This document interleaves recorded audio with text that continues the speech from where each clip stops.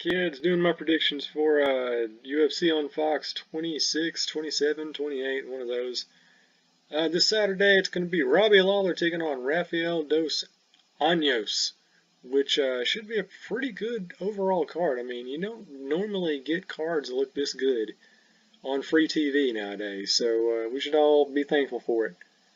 Alright, so start from the top. We're calling this from Winnipeg. They got my Thrashers up there, rebranded them as the Jets. Still a little pissy about that, but not going to hold a grudge. It's not what we do. Alright, so yeah, regardless, Robbie Lawler taking on Rafael dos Anjos. Is it Anjos? Anjos? Whatever. The Brazilian names just make no sense to me as far as pronunciation.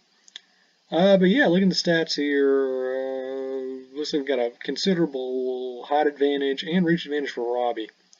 Rafael does have some firepower, but Robbie Lawler, he's the brawler. He's the guy that's going to bring the heavy lumber early.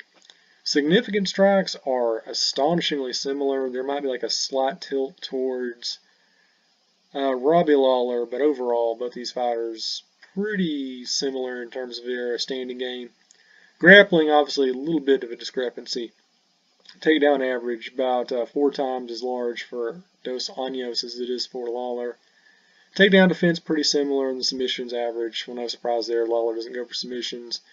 So what's going to happen in this fight? I don't know. It's that classical thing about, just complete, pardon the pun, ruthless aggression versus sheer technique.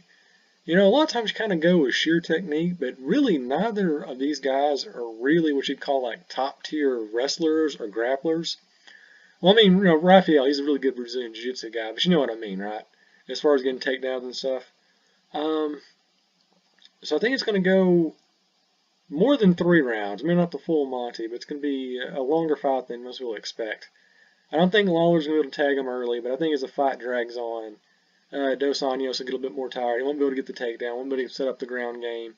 And I think as the match drags on, eventually dos Anjos is going to tire out, and then Lawler's going to start picking his spots. And eventually he'll find his target and he'll land one that works, and I think from there it's pretty much a foregone conclusion that it's going to be a TKO victory. I got ground and pound late in the 3rd round. Moving along, we got Ricardo Lamas taking on Josh Emmett. Josh Emmett only has 1 loss in his record. Ricardo Lamas 18-5. As far as the physical discrepancies, not a whole lot going on here. Slight height reach advantage for Lamas. Assuming strikes landed per minute favors Emmett by a pretty large margin there, 415 to 274. But he's also eating more punches per minute, so there's that.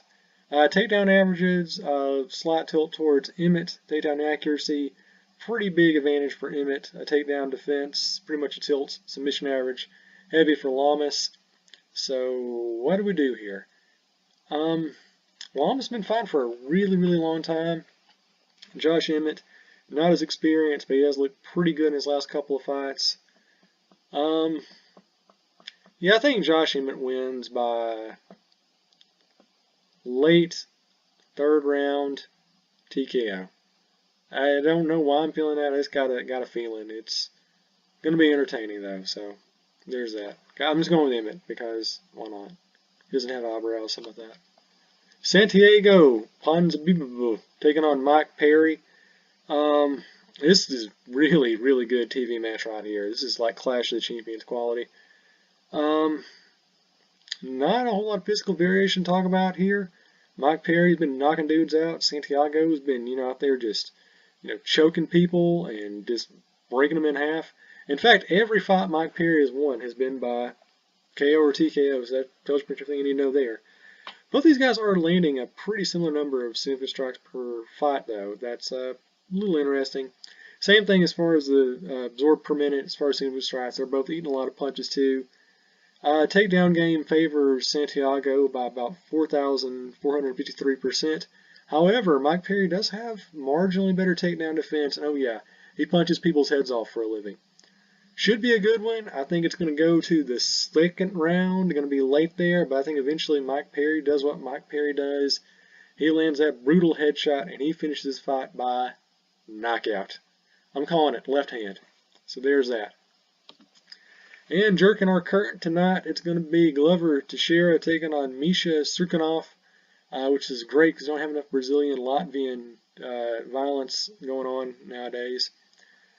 Statistics, very similar as far as their physical ability. Single strikes landed per minute favors Misha. Accuracy favors Misha. Defense favors Misha. Grappling favors Misha. Takedown accuracy, Misha. Are you seeing a theme here? Takedown defended favors Misha. Submission average favors Misha. You know it's going to be a shocker, but I think I'm going to go with Misha on this one. And you know, Glover Teixeira, such a great fighter, like all the way around. You mean, you go back to like 2012, 2013, we're like, man, this guy's going to be like a future champion. Okay, this is what he looks like in the year 2017, almost 2018. He's aged literally 28 years over the past half a decade. You know, getting knocked out by John Jones, all these bad dudes, that'll do it. It'll put some years on your face. So I think he's slowly on a downward trajectory. I think he's going to lose this one by, I want to say, second round TKO. So all the fights on the main card should end by TKO. That's like worth going out of your way to see. These are all very explosive strike forcing matchups. So that's probably along to at least DVR.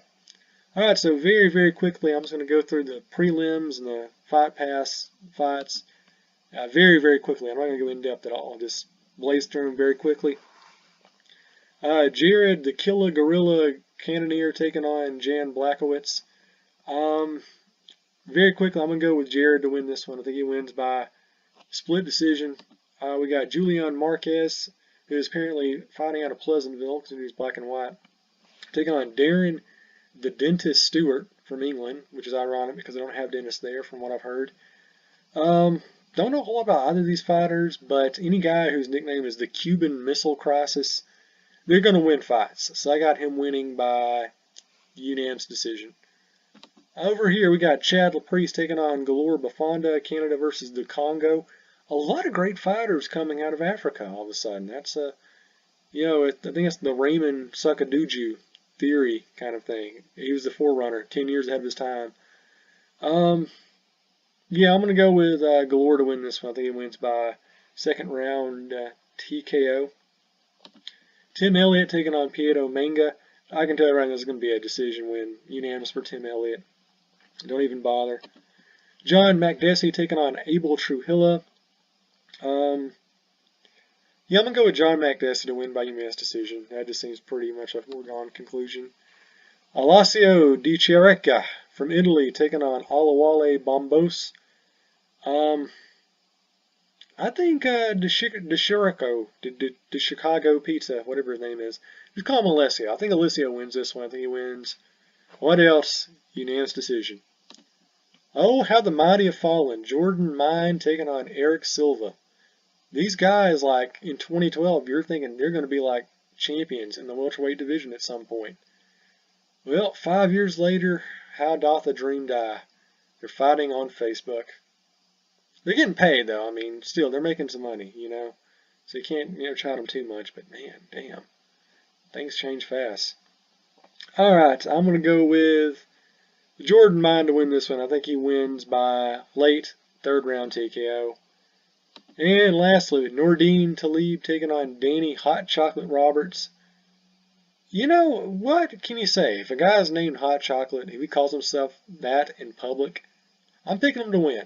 So I'm going to go with Roberts to go in there and win by unanimous decision.